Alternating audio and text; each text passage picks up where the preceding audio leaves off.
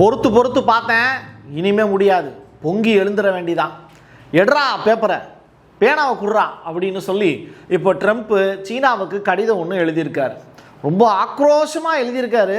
அதற்கு பதில் அந்த பக்கத்துலேருந்து எப்படி வந்துச்சு அப்படின்னு நம்ம தெரிஞ்சுக்கணும்ல. அந்த பதிலை தான் நம்ம பார்க்க போகிறோம். 18 போர் விமானங்கள் எங்கா போச்சு அப்படிங்கிற கேள்வி. ஈரான், சவுதி அரேபியா இந்த 2 நாட்டுக்கு இடையில நடக்கக்கூடிய பஞ்சாயத்து இன்னைக்கு மிடில் ஈஸ்டையே பற்ற வச்சு எரிய விட்டுக்கிட்டு இருக்கு. இந்த எரியில கொள்ளியில புடுங்கின மட்டும் லாபம்பாங்கல்ல, அந்த லாபம் இஸ்ரேலுக்கா அப்படிங்கிற கொஸ்டின் மார்க்கு. டீட்டெயில்டாக பேசுவோமா? வாங்க பார்க்கலாம் உறவுகளே. இது சமத்துவம் சிக்னேச்சர். 10 மற்றும் 12ஆம் வகுப்பு முடித்த இளைஞர்களுக்கு ஒரு பெரிய வாய்ப்பு. 40 வயதுக்குட்பட்ட நபர்கள் அனைவரும் பங்கு பெறலாம். 3 மணி நேரத்தில் மீடியா துறை பற்றிய அத்துணை விடயங்களும். வாங்க புதியதொரு துறையில கலக்கலாம். உடனே முன்பதிவு செய்ய 94493592 என் நம்பருக்கு காண்டாக்ட் பண்ணுங்க. நீ ஏன்டா கவலைப்படுற, உனக்காக நான் இருக்கேன் அப்படின்னு சொல்லக்கூடிய அந்த மனசு இருக்கு பாருங்க, அதாங்க கிரேட்.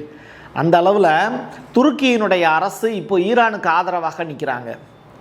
ஈரானை நோக்கி 500 துருக்கிய வாகனங்கள் ஜர்ரு சிறு சிறு சிறு சிறுன்னு பார்த்தீங்கன்னா ரோட்டில் போயிட்டே இருக்கு. அந்த காட்சிகளை பார்க்கவே ரொம்ப நல்லா இருந்தது. ஈரானிய கொடிகளோடு சேர்த்து துருக்கிய கொடிகளும் அந்த காரில் பறந்துக்கிட்டே போனது.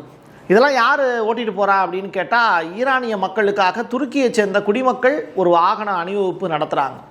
அதாவது இக்தரி அப்படிங்கிற இடத்துல இருந்து, துருக்கியினுடைய இக்தரிங்கிற இடத்துல இருந்து புறப்பட்டு ஈரான் துருக்கி எல்லை வரைக்கும் போகிறாங்க. அந்த பக்கம் போக முடியாது, போர் நடந்திருக்கு, அதனால் அந்த பக்கம் போக மாட்டாங்க. அந்த எல்லை வரைக்கும் போயிட்டு திருப்பி வந்துடுவாங்க. இதெல்லாம் நீங்கள் மேற்கத்திய ஊடகங்கள் உங்களுக்கு இதெல்லாம் காட்டாது. இதெல்லாம் ஒன்று பிரசாத் சிக்னேச்சரில் பார்க்கணும், அப்படி இல்லாட்டி சமத்துவம் சிக்னேச்சரில் பார்க்கணும். இந்த 2 சாய்ஸ் தான் உங்களுக்கு இருக்குது. ஸ்ட்ரெய்ட் ஆஃப் ஹார்மஸ் தடுக்கப்பட்டிருக்கு, அது உண்மைதான் அப்படின்னு சொல்கிறாரு ஜெலன்ஸ்கி. ஐயா கப்பல்லாம் போயிட்டுருக்குங்க, சீனா கப்பல் தெரியுமா உங்களுக்கு அப்படிங்கிற கொஸ்டினை ஜெலன்ஸ்கிட்ட போய் கேட்க வேண்டியதுதான். அமெரிக்கா இன்னும் எங்கள்கிட்ட அதை காப்பாற்றுங்க அப்படின்னு சொல்லி கேட்கவே இல்லை, அதனால் உக்ரைன் வந்து இன்னும் ஸ்ட்ரெயிட்டாக போரில் ஈடுபடாமல் இருக்கும் அப்படின்னு ஜெலன்ஸ்கி இப்போது GDF அப்படிங்கிற அந்த செய்தி சேனலுக்கு பேட்டியாக கொடுத்துருக்காரு. அவங்கள பாதுகாக்க உதவக்கூடிய 5 தளங்களுமே ஈரானால் வெற்றிகரமாக தாக்கப்பட்டதை தொடர்ந்து வளைகுடா நாடுகள் உக்ரைனிய வான் பாதுகாப்பு நிபுணர்களை வெளியேறுமாறு கேட்டுக்கொண்டது. புரியுதுங்களா உங்களுக்கு? இப்படித்தான் ஜெலன்ஸ்கி அவர்கள் ஸ்டேட்மெண்ட் சொல்லியிருக்கார். ஐயோ, லெபனான் பற்றிய கதைகளை நீங்கள் கேட்டிங்கன்னா ஷாக் ஆகிடுவீங்க. அமெரிக்காவில் பீஸ் டாக்லாம் நடத்திக்கிட்டு இருக்காங்க. அதுக்கு முன்னாடி தேவையே இல்லாமல் அந்த நாட்டின் மீது போர் தொடுத்து 12 லட்சத்துக்கும் மேற்பட்ட மக்களை அப்புறப்படுத்திட்டாங்க. மக்களே இல்லை அப்படின்னா அது யாருக்காக? இன்னொரு நாடு ஆக்கிரமிச்சுட்டு போயிருமே. 4 லட்சத்துக்கும் மேற்பட்ட குழந்தைகள் வந்து இந்த குண்டுவீச்சின் காரணமாக பாதிக்கப்பட்டிருக்காங்கங்கிற ரிப்போர்ட்டு. நகரங்களும் கிராமங்களும் தரைமட்டமாயிடுச்சு, வீடுகளை புல்டோசரை வச்சு இடிச்சுக்கிட்டு இருக்காங்க. ஸோ இதெல்லாம் செஞ்சுக்கிட்டு இருக்கக்கூடிய இஸ்ரேல் என்ன பண்ணுறாங்கன்னா, தங்களுடைய பெற்றோர்கள், குழந்தைகள் இதெல்லாம் இழந்து தவிக்கக்கூடியவங்களை பார்த்து சந்தோஷப்பட்டுக்கிட்டு இருக்காங்க. இது எந்த விதத்துலையும் நியாயம் கிடையாது. லெபனானுடைய குறிப்பிட்ட சில இடங்களை ஆக்கிரமிப்பு செய்வதற்கான முயற்சியில் இஸ்ரேல் ஈடுபட்டுக்கிட்டு இருக்குங்கிற செய்தி தான் இப்போ ரிலீஸ் ஆயிருக்கு. ராய்ட்டர்ஸ் செய்தி நிறுவனம் உலகமே ஆச்சரியப்படக்கூடிய வகையில் ஒரு செய்தி ஒன்று வெளியிட்டிருக்காங்க. IAEA தலைவர் ஒரு முக்கியமான ஸ்டேட்மெண்ட் சொல்லியிருக்கிறதா அந்த நியூஸ் வந்து ரிலீஸ் ஆகுது. அணு ஆயுதங்களை உற்பத்தி செய்யக்கூடிய திறனில் வடகொரியா மிகவும் தீவிரமான முன்னேற்றங்களை எட்டியிருக்காங்க அப்படிங்கிற செய்தி. ஆமாம், டெய்லி மிசைல் டெஸ்ட் பண்ணிக்கிட்டே இருந்தால் என்ன ஆகும்? நிறையா மிசைல் சேரதானே செய்யும். அது மட்டும் இல்லை, கிம்மினுடைய அணுசக்தி திட்டத்தின் கீழே சில டஜன் வார்ஹெட்டு மட்டுமே இருக்குங்கிறாங்க. ஒரு வார்ஹெட்டு மூலிமா எவ்வளவோ மிசைலை ஏவலாம். அப்படிப்பட்ட வார்ஹெட்லாம் நார்த் கொரியாவில் இருக்குங்கிறாங்க. ஐநாவினுடைய அணுசக்தி கண்காணிப்பு அமைப்பு இப்போ சொல்லக்கூடிய விஷயம், யோங்பியான் அணுசக்தி வளாகத்தில் எங்கள் நார்த் கொரியாவில் அந்த வார்ஹெட்டினுடைய எண்ணிக்கை ஜாஸ்தி ஆகிட்டே போகுது. யுரேனியம் செறிவூட்டக்கூடிய நிலையத்தையும் அவங்க உருவாக்கி வச்சுருக்காங்க அப்படிங்கிற ஷாக்கான ரிப்போர்ட்டை கொடுத்துருக்காங்க.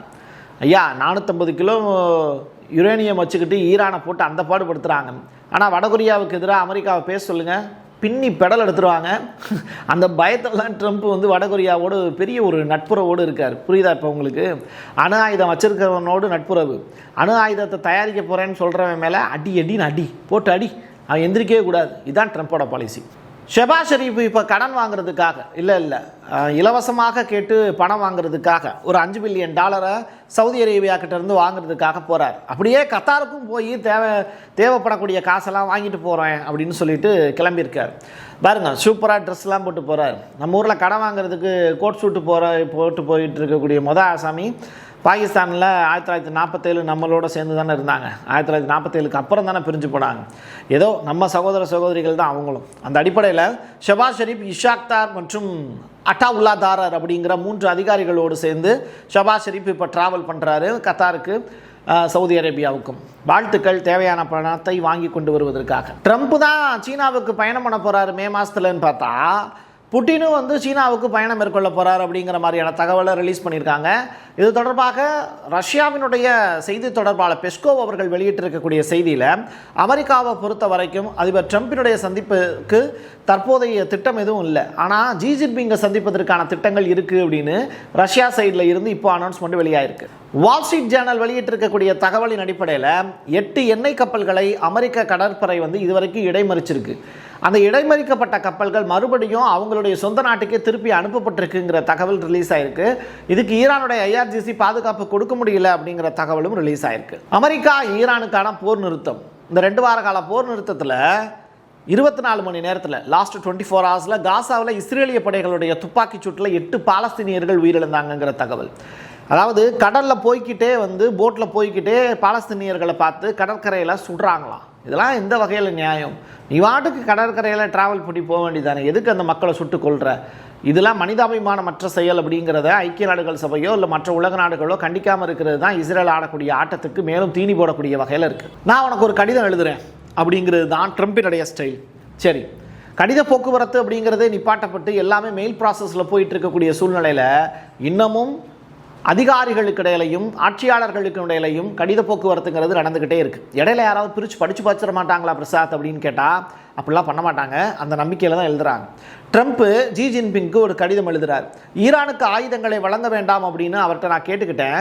அவரும் வந்து கண்டிப்பாக நான் அப்படிலாம் பண்ண மாட்டேன் அப்படின்னு ஸ்டேட்மெண்ட் கொடுத்துருக்காரு அப்படின்னு அவர் எழுதியிருக்கக்கூடிய கடிதம் தொடர்பாகவும் அதுக்கு ஜி ஜின்பிங் அளித்திருக்கக்கூடிய பதில் தொடர்பாகவும் ஃபாக்ஸ் நியூஸில் அவர் கரெக்டாக ஏப்ரல் மாதம் 15ஆம் தேதி வெளியாகி இருக்கக்கூடிய செய்தியில் குறிப்பிட்டிருக்கார். சவுதி அரேபியா இஸ்ரேலுக்கு எதிராக இப்போ பொங்கலோ பொங்கல் அப்படின்னு பொங்கியிருக்காங்க.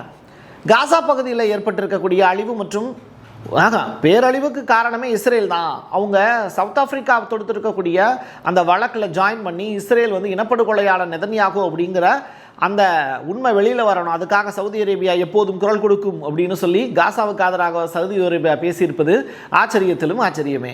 ஈரானுடைய ஃபாரின் மினிஸ்டர் யார், அப்பாஸ் அராக்கி, அவர் ஸ்பெயினுடைய ஃபாரின் மினிஸ்டர் கிட்ட ஒரு சொல்கிறார். அவர் என்ன சொன்னார் அப்படிங்கிறது தொடர்பான விவரம் பிரஸ் டிவியில் ரிலீஸ் ஆகிருக்கு. மேற்காசியாவில் போர் நிறுத்தம் சாத்தியமாவதற்கு முன்னதாகவே லெபனானுக்கு எதிரான இஸ்ரேலுடைய ஆக்கிரமிப்பை முடிவுக்கு கொண்டு வரணும் அப்படின்னு சொல்லியிருக்காரு. ஆனால் லெபனானில் தான் அதை 3 துண்டாக பங்கு போட்டுக்கிறதுக்கு இஸ்ரேல் பிளான் பண்ணிக்கிட்டு இருக்கே. போரினுடைய ஆரம்பமே வந்து நில ஆக்கிரமிப்பு தான் இஸ்ரேலுடைய பிளானு. அதை அவங்க பக்காவாக செஞ்சுக்கிட்டு இருக்காங்க. அதில் பலியாடா மாறி இருக்கிறது ஈரான் தானோன்னு தான் நினைக்க தோணுது. சரி பிரசாத், சவுதி அரேபியாவுக்கு வந்து போயிருக்காருன்னு சொல்கிறீங்களே ஷபாஸ் ஷெரீப், அதனால் சவுதி அரேபியாவுக்கு என்ன லாபம், இல்லை பாகிஸ்தானுக்கு என்ன லாபம் அப்படின்னு கேட்டால், சவுதி அரேபியா கிட்ட இருந்து காசை வாங்கிக்கிறாங்க பாகிஸ்தான். பதிலுக்கு சவுதி அரேபியாவுக்கு 13,000 ட்ரூப்ஸ் வந்து அனுப்பிச்சி வைக்கிறாங்க. அது மட்டும் கிடையாது, 18 போர் விமானங்களையும் சவுதி அரேபியாவுக்கு தாரவாத்து கொடுக்குறாங்க. இந்த 18 போர் விமானங்களும் ஈரானுக்கு எதிராக பாய்ந்தது அப்படின்னா அதில் ஆச்சரியப்படுவதற்கு ஒன்றுமில்லை. இது உடன்படிக்கை அடிப்படையில் பாகிஸ்தான் கொடுக்குறாங்க. ஆனால் ஈரானுக்கு உளவு தகவல்களை பாகிஸ்தான் கொடுக்குறாங்க அப்படிங்கிறதும் உண்மை. அப்போ இந்த ரெண்டுமே உண்மை தான், புரிஞ்சுக்கலீங்களா? எனக்கு தேவையானதை மற்ற நாடுகளுக்கு நான் கொடுக்குறேன், வாங்கவும் செஞ்சுக்கிறேன். கிவ் அண்ட் டேக் பாலிசி தானே, இதான் மல்டிபோலார் வேர்ல்டு. இதை புரிஞ்சுக்காம தான் அமெரிக்கா ஈரானுக்கு எதிராக சண்டை போட்டுக்கிட்டு இருக்காங்கிறது தான் உண்மையான விஷயம். என் கையெழுத்து என் மக்களுக்கான உறவுகளே, மீண்டும் ஒரு பதிவில் சந்திக்கலாம். நன்றி, வணக்கம். 10 மற்றும் 12ஆம் வகுப்பு முடித்த இளைஞர்களுக்கு ஒரு பெரிய வாய்ப்பு. 40 வயதுக்குட்பட்ட நபர்கள் அனைவரும் பங்கு பெறலாம். 3 மணி நேரத்தில் மீடியா துறை பற்றிய அத்துணை விடயங்களும். வாங்க, புதியதொரு துறையில் கலக்கலாம். உடனே முன்பதிவு செய்ய 9449359224 என் நம்பருக்கு காண்டாக்ட் பண்ணுங்க. உங்களுடைய தொழில் சம்பந்தமான விளம்பரங்களை நமது சேனலில் ஒளிபரப்ப உங்களுக்கான அருமையான வாய்ப்பு. Prasad signature media broadcasting private limited. நீங்க நியூஸ் ரீடரா மாறணுமா, கண்டென்ட் கிரியேட்டரா உருவாகணுமா, சேட்டலைட் சேனல்ல ரிப்போர்ட்டரா வேலை பார்க்கணுமா, டாக்குமெண்ட்ரி மேக்கிங்ல இருந்து ஜேர்னலிசம் பற்றிய முழுமையான பயிற்சி பெற உங்களுக்கான அருமையான வாய்ப்பு. எங்களை தேடி வாங்க. ஆன்லைன் மற்றும் நேரடி பயிற்சி வகுப்புகளும் சர்டிபிகேட் கோர்ஸாவே கத்துத்தரும். மீடியா துறையில் 10 ஆண்டுகளுக்கு மேல அனுபவம் உள்ளவர்கள் பயிற்சி கொடுப்பார்கள். வாய்ஸ் ஓவர் தொடங்கி வாய்ஸ்லெஸ் பீப்புளுக்காக உங்களை சிறந்த ஜேர்னலிஸ்டா உருவாக்க வேண்டியது எங்களோட பொறுப்பு. ஸ்கூல்ஸ் அண்ட் காலேஜஸ்ல ஜூனியர் ஜேர்னலிஸ்ட்ங்கிற பேர்ல ஒர்க் ஷாப்பும் கண்டக்ட் பண்ணி கொடுக்கிறோம். மோட்டிவேஷனல் ஸ்பீக்கரா கடந்த 15 ஆண்டுகளா கல்வி நிறுவனங்களுக்கு நிகழ்ச்சிகளும் நடத்தி தரோம். தொடர்புக்கு 9944790333 94493594 prasadsignature@gmail.com. நமக்குன்னு ஒரு வீடு, அது எல்லாரோட வாழ்நாள் கனவு. ஒரு முறை தான் முடிவெடுக்க போறீங்க, அதை சரியாயிடுங்க. கிரியேட்டர் கன்ஸ்ட்ரக்ஷன்ஸ் உங்களோட கனவு இல்லத்தை சூப்பர்வா டிசைன் பண்ணி அழகா கட்டித்தராங்க. இன்டீரியர் டிசைன்லையும் இவங்க தான் டாப். North west interiors. தொடர்புக்கு 7299079991